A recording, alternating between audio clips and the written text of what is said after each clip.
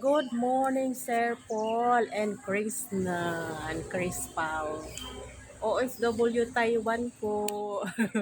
Ay grabe, ang tagal ko nakatulog kagabi kasi pinanood ko siya ulit yung video niyo o yung live niyo kasi late na ako nakapanood sa live niyo kagabi. Kaya makita niyo doon yung comment ko sa review ng ang dami.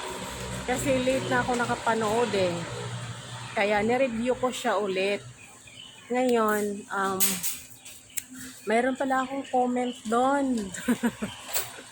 Grabe, doon sa exciting part na tayo. Diretso na. Kasi nandito ako sa labas. May bibili na ako. Nandito ako sa Carrefour store. Oh. Ayan, Carrefour store. So, ngayon, doon tayo sa first na balon, yung white.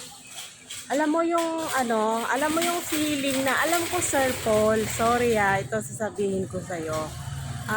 Alam ko yung feeling, nung naramdaman mo nung pagpaputok mo nung white na balon, tapos walang laman, at sabi mo bakit walang laman? Ang feeling ko talaga nun, Sir Paul, kasi nakabahan ka ng todo kasi alam ko yung expectation mo nun. Ine-expect mo talaga na yun na yun, sasagutin ka na ni Krishna, di ba? Tapos, pagpaputok mo ng white na balloon, wala palang laman. Tapos sabi mo, bakit wala? Tapos sabi ni Krishna, okay lang sa'yo. Tapos sabi mo, okay lang, wala ka naman ako magagawa. Parang gano'n, di ba? Tapos, ayun pala, merong isang balon. So, doon talaga ako as in na hindi ko rin maramdaman yung feelings kasi na-feel ko yung naramdaman mo nung gabi na yon, kagabi. Naramdaman ko talaga na sobrang excited ka talaga na ine-expect mo na yun na yung time na yun na sasagutin ka ni Krishna.